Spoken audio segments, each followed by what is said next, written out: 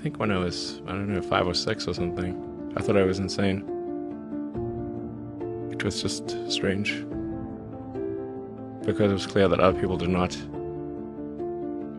their mind wasn't exploding with ideas. It was like, and strange. I don't think you'd necessarily want to be me. People would like it that much. It's very hard to turn it off. It's like a never-ending explosion. All the time.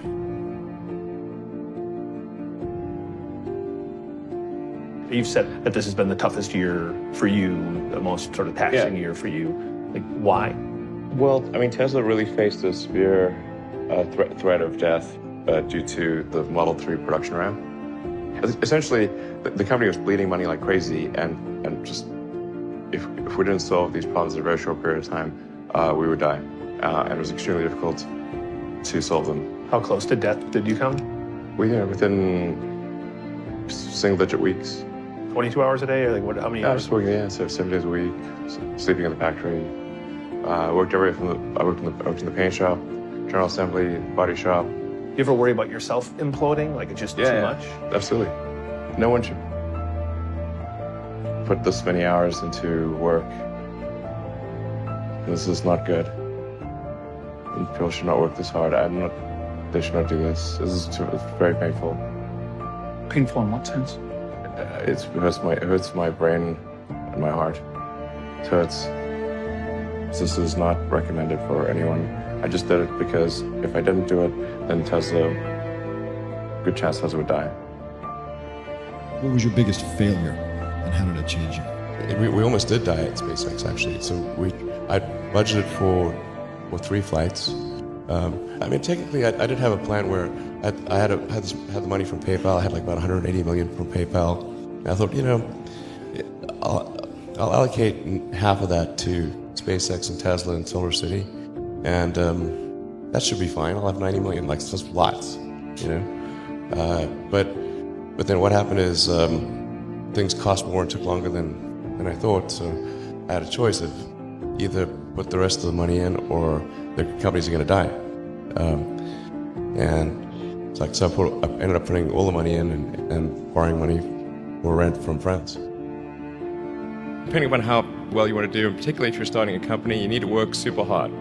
So what does super hard mean? Well, when my brother and I were starting our first company, instead of getting an apartment, we just rented a small office and we slept on the couch. And we showered at the YMCA, and we're so hard up we had just one computer. So the website was up during the day, and I was coding at night, 7 days a week, all the time. And I sort of briefly had a girlfriend in that period, and in order to be with me, she had to sleep in the office. So work hard, like every waking hour. That's the thing I would say particularly if you're starting a company. Just work like hell. I mean, you just have to put in, 80 to 100 hour weeks every week. And It's then a lot of work. all those things improve the odds of success. If other people are putting in 40-hour work weeks and you're putting in 100-hour work weeks, then even if you're doing the same thing, you know that in 1 year you will achieve what they achieve. You will achieve in 4 months what it takes them a year to achieve. Trying to build a company and have it succeed is like eating glass and staring into the abyss. I mean, what tends to happen is it's sort of quite exciting for the first several months of starting a company, and then reality sets in. Things don't go as well as planned. Customers aren't signing up. The technology or the product isn't working as well as you thought, and then that can sometimes be compounded by a recession, and it can be very, very painful for several years. So I think, frankly, starting a company, I would advise people to have a high pain tolerance.